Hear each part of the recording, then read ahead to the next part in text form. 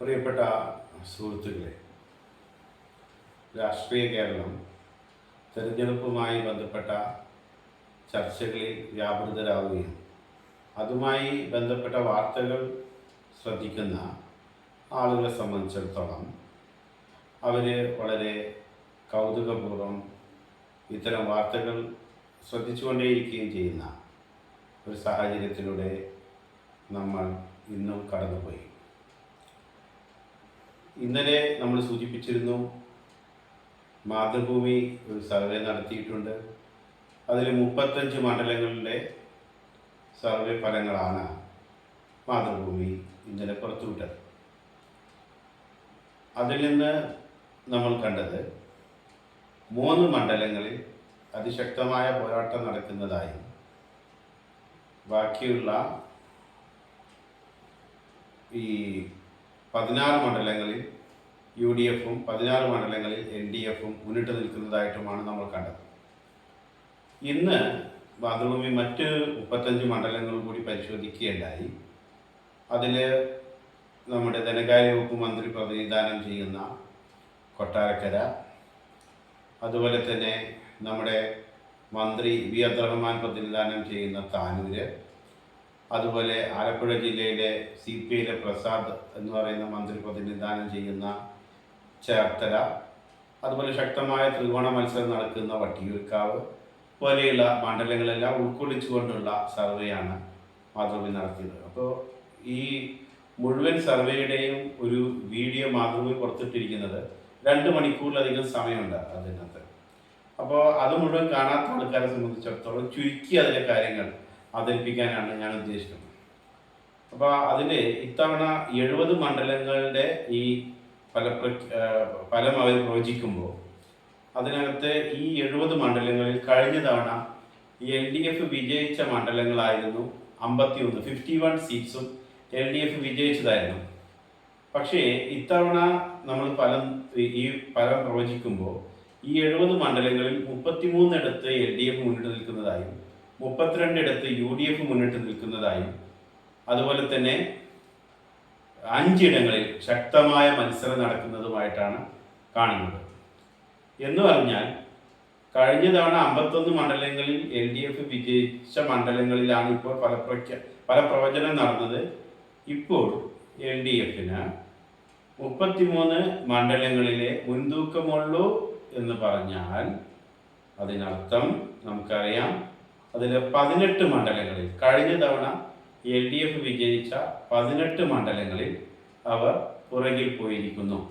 ഇതിൽ അവർ വിജയിച്ച 4 മണ്ഡലങ്ങളിൽ ടൈറ്റ് മത്സരമുള്ള 5 കണ്ടസ്റ്റുള്ള 5 മണ്ഡലങ്ങളിൽ മഞ്ചേശ്വരം ഒഴിച്ച് ബാക്കി 4 മണ്ഡലങ്ങളും കഴിഞ്ഞ തവണ LDF വിജയിച്ചതാണ് എന്നാണ് ഞാൻ മനസ്സിലാക്കുന്നത്. ഇന്നലെ അവർ പറഞ്ഞതിൽ ഇടുക്കിയും നെയ്യാറ്റിൻകരയും ഉണ്ടായിരുന്നു. ഇന്ന് പറഞ്ഞത് നമ്മളൊന്നുകൂടി പരിശോധിക്കേണ്ടതുണ്ട്. ഇത് സംബന്ധമായി മാതൃഭൂമിയിൽ വന്ന വാർത്തയെ ഞാൻ ശ്രദ്ധിച്ചിരുന്നു. അപ്പോൾ ഈ LDFിൽ നിന്നും UDF പിടിച്ചെടുക്കുന്ന ഇന്ന് അവർ ഫലം പ്രവചനം നടത്തിയ മണ്ഡലങ്ങൾ ഇവയാണ്. എറണാകുളം ജില്ലയിലെ കോതമംഗലം, അത് വളരെ പ്രധാനപ്പെട്ട ഒരു മണ്ഡലമാണ്. കാരണം കേരള കോൺഗ്രസ് ജോസഫ് വിഭാഗം മത്സരിച്ചിരുന്ന ആ മണ്ഡലം ഇത്തവണ അവർക്ക് മത്സരിക്കാൻ നൽകില്ല എന്ന് UDFിന്റെ പ്രധാന ഘടകകക്ഷി പറഞ്ഞുകൊണ്ടിരിക്കുന്ന ഒരു മണ്ഡലമാണ് കോതമംഗലം. മറ്റൊന്ന് പിടിച്ചെടുക്കുമെന്ന് പറയുന്ന മണ്ഡലം മണലൂരാണ്. മണലൂരിലെ നിലവിലെ MLA ഞാൻ മനസ്സിലാക്കുന്നത് ഇങ്ങനെയാണ്, അദ്ദേഹത്തിന് അവിടെ അടുത്ത തവണ മത്സരിക്കാൻ അവസരം ലഭിക്കില്ല എന്ന് കരുതിയത് കൊണ്ട് ആ മണ്ഡലത്തിൽ അത്ര മുരളി എന്നാണ് MLAയുടെ പേര്, സഖാവ് മുരളി, അദ്ദേഹം മണ്ഡലത്തിൽ കാര്യമായി ശ്രദ്ധിച്ചില്ല. അദ്ദേഹത്തിൻ്റെ ജനപ്രീതി അവിടെ വളരെ പുറകിലാണ് എന്നാണ് നമ്മൾ മനസ്സിലാക്കുന്നത്. മണലൂരിൽ ഈ MLAയുടെ ജനപ്രീതി വളരെ പുറകിലാണ് എന്ന് മനസ്സിലാക്കുന്നു. അദ്ദേഹത്തിനവിടെ 48.16% വോട്ടാണ് ലഭിച്ചിട്ടുള്ളത്. അതായത് വിവിധ MLAയുടെ പ്രവർത്തനത്തെ വിലയിരുത്തുന്ന വിവിധ സൂചനകളുടെ അടിസ്ഥാനത്തിൽ തയ്യാറാക്കിയ അദ്ദേഹത്തിൻ്റെ 100-ൽ കിട്ടിയിരിക്കുന്ന അദ്ദേഹത്തിൻ്റെ മാർക്ക് 48.16ആണ്. അവിടെ ഇപ്പോൾ C രവീന്ദ്രനാഥും TN പ്രതാപനും മത്സരിക്കാനെത്തുന്നതോടുകൂടി സംസ്ഥാനത്ത് തന്നെ ശ്രദ്ധേയമായ മത്സരം നടക്കുന്ന ഒരു മണ്ഡലമായി മണലൂർ മാറും. അപ്പോൾ മണലൂരിൽ UDF വിജയിക്കുമെന്നാണ് പ്രതീക്ഷിക്കുന്നത് അല്ലെങ്കിൽ പ്രവചിച്ചിരിക്കുന്നത്. മറ്റൊന്ന് ചങ്ങനാശ്ശേരിയാണ്. ചങ്ങനാശ്ശേരി പറഞ്ഞ പോലെ കേരള കോൺഗ്രസുകളുടെ കേരള കോൺഗ്രസുകളുമായി ബന്ധപ്പെട്ട രാഷ്ട്രീയം പരിശോധിക്കുമ്പോൾ, മധ്യ തിരുവിതാംകൂർ രാഷ്ട്രീയം പരിശോധിക്കുമ്പോൾ വളരെ പ്രധാനപ്പെട്ട ഒരു മണ്ഡലമാണ് ചങ്ങനാശ്ശേരി. കോഴിക്കോട് സൗത്ത്, ഇത് ഈ പിണറായി സർക്കാരിൻ്റെ, രണ്ടാം പിണറായി സർക്കാരിൻ്റെ ആദ്യഘട്ടത്തിൽ രണ്ടര വർഷത്തോളം മന്ത്രിയായിരുന്ന അഹമ്മദ് ദേവർകോവിൽ പ്രതിനിധാനം ചെയ്യുന്ന INL നിലവിലുള്ള പ്രതിനിധിയുള്ള മണ്ഡലമാണ് കോഴിക്കോട് സൗത്ത്. ഈ മണ്ഡലം UDF പിടിച്ചെടുക്കുമെന്നാണ് പറയുന്നത്. തിരുവല്ല, മാത്യു ടി തോമസ് പ്രതിനിധാനം ചെയ്യുന്ന പത്തനംതിട്ട ജില്ലയിലെ തിരുവല്ല മണ്ഡലം. അപ്പോൾ ഇനി ഒന്ന് രണ്ട് കാര്യങ്ങൾ കൂടി സൂചിപ്പിച്ച് ഞാൻ ഇത് അവസാനിപ്പിക്കാം.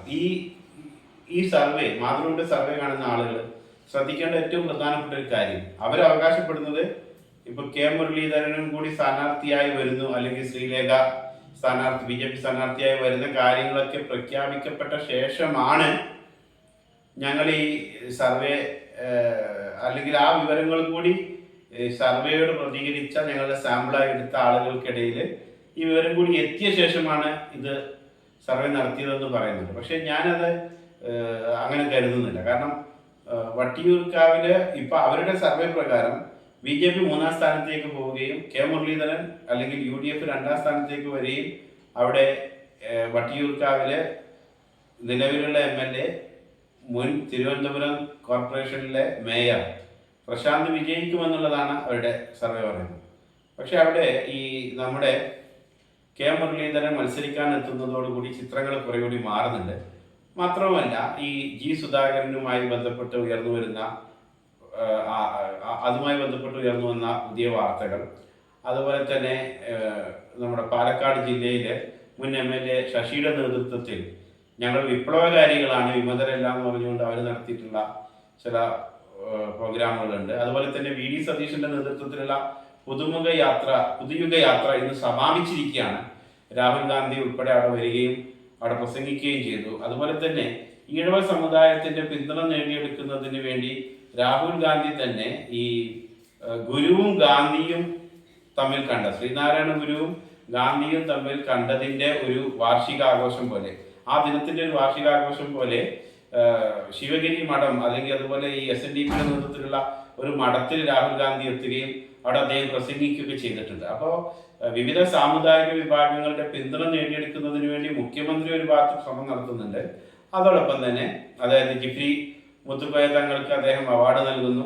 അതുപോലെ തന്നെ അദ്ദേഹം കാന്തപുരം AP അബൂബക്കറിനെ സന്ദർശിക്കുന്നു.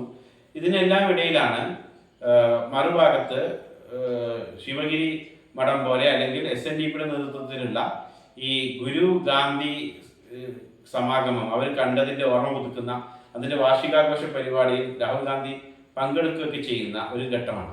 അപ്പോൾ ഈ വിവിധ ജാതി വിഭാഗങ്ങളുടെ പിന്തുണ നേടിയെടുക്കുന്നതിന് വേണ്ടി മുന്നണികൾ നടത്തുന്ന ശ്രമങ്ങൾ, സുധാകരനുമായി ബന്ധപ്പെട്ട അവസാനം വന്നിട്ടുള്ള വാർത്തകൾ, ഇതെല്ലാം വലിയ മാറ്റം വരുത്തും. ഉദാഹരണത്തിന് ചേർത്തലയിലെ തെരഞ്ഞെടുപ്പ് ഫലത്തെ സ്വാധീനിക്കുന്ന ഒരു വലിയ ഘടകമാണ് സുധാകരൻ ഇപ്പൊ അടുത്ത് അദ്ദേഹം പ്രസിദ്ധീകരിച്ച ഫേസ്ബുക്ക് പോസ്റ്റ്. പാർട്ടി പരിപാടികളിൽ എന്നെ പങ്കെടുപ്പിക്കുന്നില്ല, അല്ലെങ്കിൽ ബ്രാഞ്ച് തലത്തിലേക്ക് പരിമിതപ്പെടുത്തപ്പെട്ട സുധാകരനെ പാർട്ടി സംഘടിപ്പിക്കുന്ന പൊതുപരിപാടികളിലേക്ക് ക്ഷണിക്കുന്നില്ല. അടിയന്തരാവസ്ഥക്കാലത്ത് ജയിൽവാസം അനുഭവിച്ച സുധാകരനെ അടിയന്തരാവസ്ഥയുടെ വാർഷികാഘോഷ പരിപാടികളോ അല്ലെങ്കിൽ അതുമായി ബന്ധപ്പെട്ട പരിപാടികളോ അദ്ദേഹത്തിന്റെ നാടിനടുത്ത് തന്നെ നടക്കുമ്പോൾ അദ്ദേഹത്തെ പാർട്ടി അതിന് ക്ഷണിക്കുന്നില്ല. ഇങ്ങനെ അദ്ദേഹം ഉന്നയിച്ച നിരവധി ആരോപണങ്ങളുണ്ട്. ഈ ആരോപണങ്ങളെ തുടർന്ന് അദ്ദേഹത്തെ അനുനയിപ്പിക്കാൻ വേണ്ടി നടത്തിയ ശ്രമങ്ങളോട് അദ്ദേഹം വേണ്ടത്ര സഹകരിച്ചില്ല എന്നാണ് മനസ്സിലാക്കുന്നത്. പലരും പ്രവചിക്കുന്ന അദ്ദേഹം അമ്പലപ്പുഴയിൽ സ്വതന്ത്ര സ്ഥാനാർത്ഥിയായി മത്സരിക്കുകയും UDF അദ്ദേഹത്തെ പിന്തുണക്കുകയും ചെയ്യുമെന്നാണ്. അപ്പൊ ഇത്തരം ഒരു സാഹചര്യം ഉണ്ടാവുകയാണെങ്കിൽ ഇപ്പൊ ഇന്ന് മാതൃഭൂമി പ്രവചിച്ചതുപോലെയുള്ള ഈ പ്രസാദ് CPIയുടെ മന്ത്രി, അദ്ദേഹത്തിന്റെ വിജയമൊന്നും അത്ര എളുപ്പമല്ല. അതുപോലെ തന്നെ പ്രധാനപ്പെട്ട ഒരു കാര്യം കൂടി പറഞ്ഞ് അവസാനിപ്പിക്കാം. അതായത് ഈ സർവേ നടന്നിട്ടുള്ള സമയം ഫെബ്രുവരി മാസത്തിലാണ് ഈ സർവേ നടന്നിട്ടുള്ളത്. അപ്പോൾ അതിനുശേഷം പ്രത്യേകിച്ച് ഇന്നിപ്പോൾ മാർച്ച് 7-ാം തീയതി, അപ്പോൾ ഈ ഒരാഴ്ച തന്നെ വന്നിട്ടുള്ള നിരവധി വാർത്തകളുണ്ട്. ഇപ്പോൾ വീണ ജോർജ് KFC പ്രവർത്തകർക്കെതിരെ ആക്രോശിച്ചത്, അവർക്ക് പരിക്ക് പറ്റിയെന്ന് അവർ പറയുന്നു. അങ്ങനെ പരിക്ക് പറ്റിയ അവർ ഔദ്യോഗികമായി അല്ലെങ്കിൽ സാധാരണ രീതിയിൽ നടക്കേണ്ട ഡിസ്ചാർജിന് മുമ്പേ അവർ ഹോസ്പിറ്റലിൽ വിട്ടുപോകുന്നു. അവരുമായി ബന്ധപ്പെട്ട് ഉയർന്നു വന്നിട്ടുള്ള വിവാദം, വീണ ജോർജ് കണ്ണൂർ റെയിൽവേ സ്റ്റേഷനിൽ നടത്തിയത് ഒരു നാടകമായിരുന്നു എന്ന് കരുതുന്ന ആളുകളുണ്ട്. അപ്പോൾ വീണ ജോർജിനെ പോലെയുള്ള മന്ത്രിമാരുടെ പ്രകടനത്തെക്കുറിച്ചുള്ള ജനങ്ങളുടെ അഭിപ്രായം, അതുപോലെ തന്നെ ശൈലജ ടീച്ചറെ പോലെ ജനപ്രീതിയുള്ള ഒരു MLA അവർക്ക് ജനപ്രീതിയുള്ള മട്ടന്നൂർ മണ്ഡലത്തിൽ മത്സരിപ്പിക്കാതെ അവരെ പേരാവൂരിൽ മത്സരിപ്പിക്കാൻ ശ്രമിക്കുമ്പോൾ CPM-നകത്ത് രൂപപ്പെടുന്ന ഒരു ഏകാധിപത്യ പ്രവണതയെ CPM-നകത്തുനിന്ന് തന്നെയുള്ള നിരവധി നേതാക്കളും അണികളും ചോദ്യം ചെയ്യുന്ന ഒരു സാഹചര്യത്തിലൂടെയാണ് നമ്മൾ കടന്നു വരുന്നത്. അതായത് ഈ ശൈലജ ടീച്ചറുടെ പേരാവൂരിലെ സ്ഥാനാർത്ഥിത്വം, സുധാകരൻ നടത്തിയ വെളിപ്പെടുത്തലുകൾ, വീണ ജോർജ് റെയിൽവേ സ്റ്റേഷനിൽ വെച്ച് വീണ ജോർജുമായി ബന്ധപ്പെട്ടുണ്ടായ സംഭവങ്ങൾ, അതിനോടുണ്ടായ പ്രതികരണങ്ങൾ, അത് മാധ്യമങ്ങൾ ചർച്ച ചെയ്ത രീതി, ഇതെല്ലാം തന്നെ ഈ തെരഞ്ഞെടുപ്പിനെ വലിയ രീതിയിൽ സ്വാധീനിക്കാനിരിക്കുകയാണ്. അതുപോലെ തന്നെയാണ് നമ്മുടെ പത്മകുമാറിന് ജാമ്യം അനുവദിച്ചു. അടുത്ത് ശബരിമലയിലെ സ്വർണ്ണക്കടത്തുമായി ബന്ധപ്പെട്ട് ജയിലിലായിരുന്ന മുൻ MLA പത്മകുമാറിന് ജാമ്യം അനുവദിച്ചു. അപ്പോൾ ഇത്തരം നിരവധി വിഷയങ്ങൾ ഈ തെരഞ്ഞെടുപ്പിൽ ജനങ്ങളെ സ്വാധീനിക്കുന്ന വിഷയങ്ങളാണ്. പക്ഷേ ഈ സർവേ നടത്തുന്ന സമയത്തിന് ശേഷമാണ് ഇത്തരത്തിലുള്ള പല പൊളിറ്റിക്കൽ ഡെവലപ്മെൻറ്റ്സും ഉണ്ടായിട്ടുള്ളത്. അപ്പോൾ ആ കാര്യങ്ങളും കൂടി പരിഗണിക്കുമ്പോൾ ഇടതുപക്ഷ ജനാധിപത്യ മുന്നണിയുടെ നില ഇപ്പോൾ മാതൃഭൂമി പ്രവചിച്ചിരിക്കുന്നതിനേക്കാൾ പരിഗണിലാണ് എന്ന് വേണം മനസ്സിലാക്കാൻ. നന്ദി, നമസ്കാരം.